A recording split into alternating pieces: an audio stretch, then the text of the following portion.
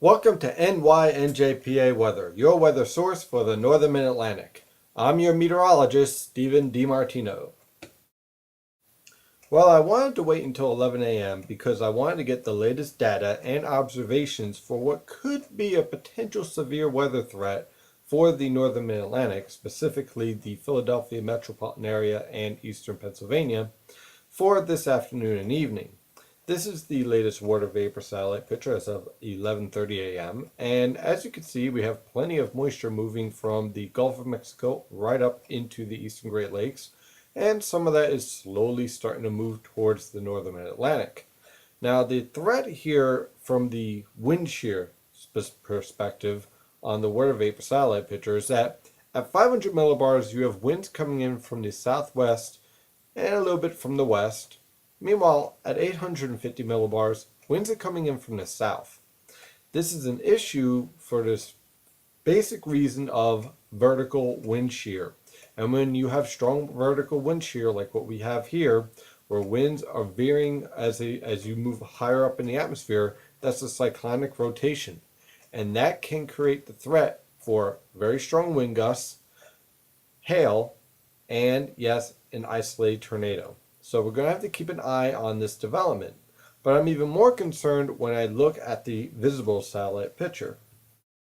On the visible satellite picture, skies are rapidly clearing. As the clouds break up, the temperatures are starting to jump up into the 60s and 70s. Now the problem here is that as the temperatures warm up, the atmosphere becomes more and more unstable. What we're going to have to watch for this afternoon is to see if any cumulus clouds. Now, on the visible satellite picture, they'll look like little white dots. If they start to develop and we get what's called a cumulus cloud field, then there's a threat for thunderstorms to begin to develop. Now, this field would have to start to develop around Virginia, Maryland, West Virginia, and southern Pennsylvania, and then that's where those thunderstorms will form and then move northeast within the upper level flow. If that should happen, then we're looking at a very active afternoon. One of the factors, though, that we're going to keep an eye on, though, is the ability for the convection to the west over Pennsylvania to not suppress any type of development over the northern Atlantic. If that should happen, no thunderstorms. And the latest model guidance is trying to show that potential. This is the radar as of 11:30 a.m. and what I have circled here over central and eastern Pennsylvania and parts of western New Jersey is the area where thunderstorms are most likely to develop this afternoon. Now, along the immediate coast, a marine air mass will be in effect, and this marine air mass would suppress any type of development of severe weather. Meanwhile, parts of the Hudson River Valley in Connecticut, specifically northern Connecticut, is just too far away from any of the lifting dynamics to support any type of strong to severe thunderstorms or any precipitation for that matter. So for the most part, those locations are in the clear. It is eastern Pennsylvania and western New Jersey, specifically along the Delaware River, where we're going to have to keep an eye on these thunderstorms. Now, for thunderstorms to develop around the Baltimore and Washington, D.C. metropolitan area, we're going to have to watch those for southwestern New Jersey.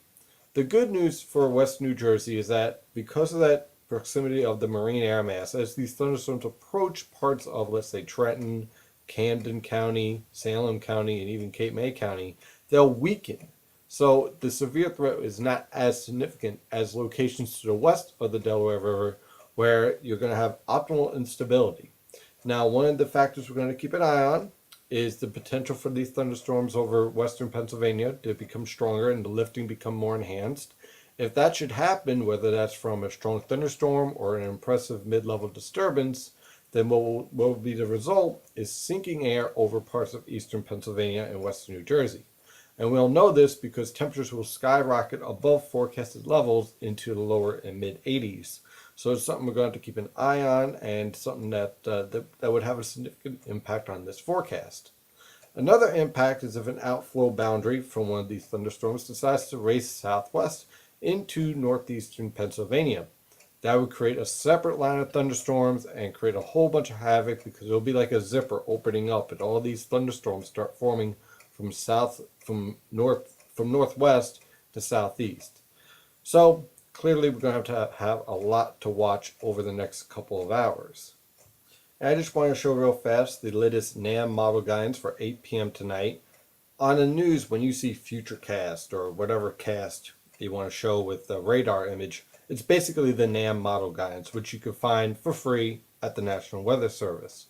Now, basically what we have here is that the thunderstorms are delayed and weakening at 8 p.m. over eastern Pennsylvania, and this would suggest that in the afternoon that because of strong convection around western and central Pennsylvania, the thunderstorms are not able to develop over eastern Pennsylvania, and when they finally do make it into eastern Pennsylvania, it's after sunset, instability is declining, and the severe threat is ending. But it's still something we're going to have to keep an eye on as we move on through the afternoon, because these thunderstorms can become isolated supercell thunderstorms that are a bit rogue and can create a lot of uncertainty and a lot of havoc to the forecast. So it's something we're going to have to keep an eye on. The cold front with all of these thunderstorms will finally move through tomorrow afternoon with some rain in the morning, followed by clearing skies in the afternoon and evening. High pressure over the Ohio Valley and the central Great Lakes will continue to build into the northern Mid-Atlantic, producing clearing skies, light northwesterly winds, and temperatures falling back to near normal levels. From Thursday on through Saturday, high pressure anchored off the southeast coast will continue to hold sway over much of the northern Mid-Atlantic. However, areas of low pressure and disturbances will continue to travel over the eastern Great Lakes and towards New England, and unfortunately will continue to clip parts of the New York City and Philadelphia metropolitan area. That means, for the most part, variable clouds can be expected through Saturday, with a slight chance of a widely scattered to isolated shower. Not a washout, more of a nuisance. Meanwhile, temperatures will average near normal, with highs in the 60s to possibly a few lower 70s. On Sunday, an area of low pressure will rapidly move from the eastern Great Lakes to the Mid-Atlantic coastal waters, producing a few scattered showers, but really not anything that's major as far as rainfall.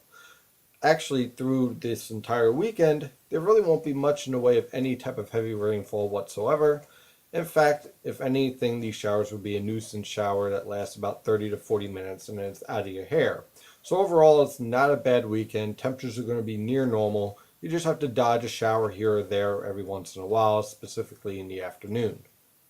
And as we take a look at early next week, high pressure from eastern Canada will build into the mid-Atlantic, producing clearing skies, temperatures slightly below normal in the 60s, possibly a few lower 70s through downsloping wind components. But overall, a pleasant start to next week with the low pressure systems sandwiched in between over the Atlantic and over the plains. So pretty much we're in a nice dry slot for the most part for next week. Thank you for trusting in NYNJPA Weather as your weather source for the northern Mid-Atlantic. As for the severe weather today, I will have live coverage of this potential event via the live coverage page on the website, NYNJPA Weather, and also through Twitter. I'm your meteorologist, Stephen DiMartino. Have an excellent day.